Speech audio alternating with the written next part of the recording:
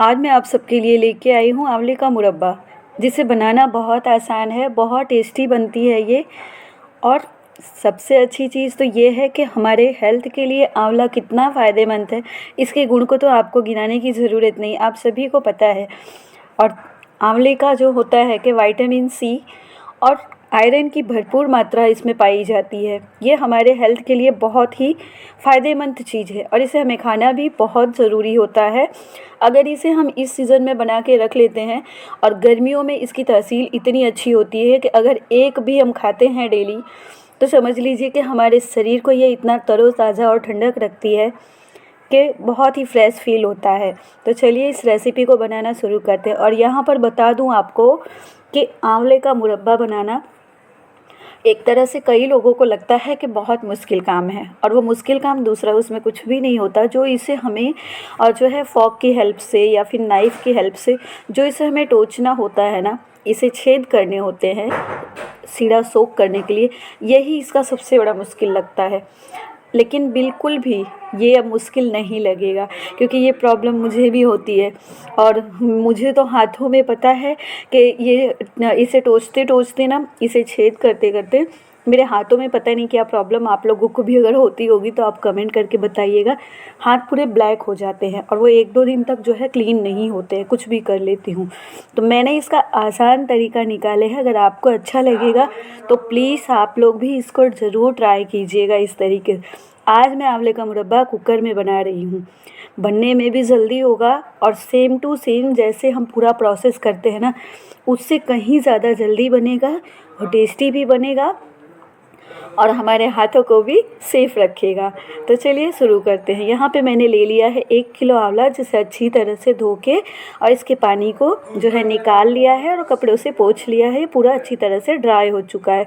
अब मैंने इसे डाल लिया है कुकर में और करीब 1 गिलास पानी डाल के और इसे 1 सीटी आने तक हम जो है पका लेंगे। बस 1 विसल लगाना है, इससे ज़्यादा हमें नहीं लगाना है, नहीं तो इसके जो है पूरे बिखर जाएंगे।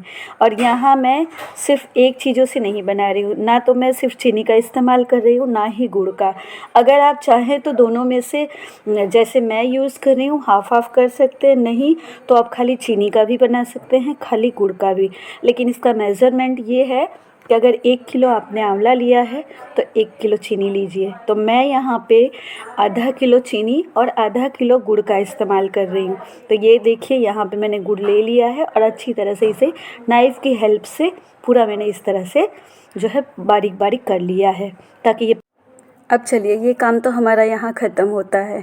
अब हम जो है कुकर को चेक कर लेते हैं खोलकर कि हमारा आंवला पका है या नहीं। तो ये देखिए, आंवला बहुत अच्छी तरह से हमारा पक चुका है। एक आध तो देख रहे होंगे आप कि बिखर भी गया है।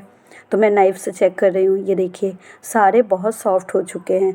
तो अब इसका पानी जो है निकाल लेंगे। तो यहाँ पे देखिए मैंने पानी को निकाल दिया है और एक छन्नी में रख दिया है। अब जिस कुकर में मैंने बॉईल किया है आंवले को, उसी कुकर में मैं बाकी की चीज़ें अब डाल के और बनाऊँगी। तो यहाँ पे मैंने डाल दिया है आधा किलो चीनी, और अब जो हमने गुड़ को बारीक कर लिए है ना, तो उसे भी जो है इसे एक बार चला लेंगे, नहीं तो ये नीचे से चिपकने लगेगा।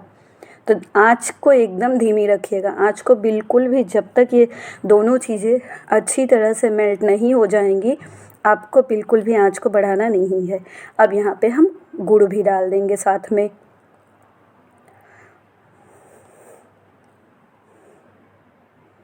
अगर आप चाहें तो पानी डाल सकते हैं अब आधा कप जितना, लेकिन उसमें आगे चल के अगर आपको स्टोर करना है, आपको हफ्ते 10 दिन महीने में खाना है, तब तो ठीक, अगर ख़त्म हो जाए।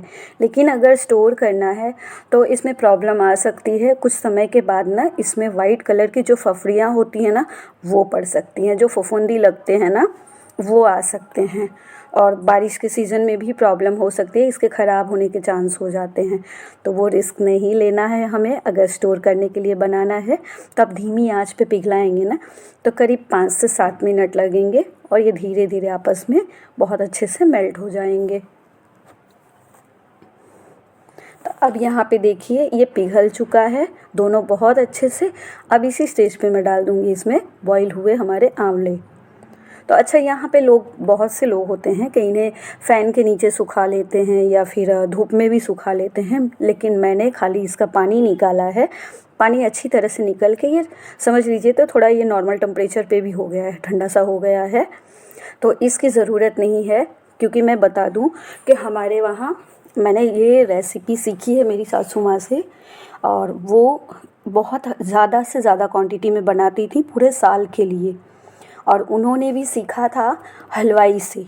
तो इसीलिए मैं कॉन्फिडेंस के साथ में बोल रही हूँ कि इसमें कोई भी इशू नहीं आने वाला है। मैंने तो ये बॉईल करके बनाया हुआ है, मतलब इस तरह से कुकर में, लेकिन मेरी सासू माँ जब बनाती थी तो मैंने उनके साथ में बनाया है और सीखा है। तो ऐसे बड़े से बर्तन में भगोने में, क्योंकि करीब बहुत ज़्यादा क्वांटिटी में पूरे साल का आप समझ सकते हैं, और मेरी फैमिली भी बड़ी है, तो उस हिसाब से मम्मी बनवा के रखती थी।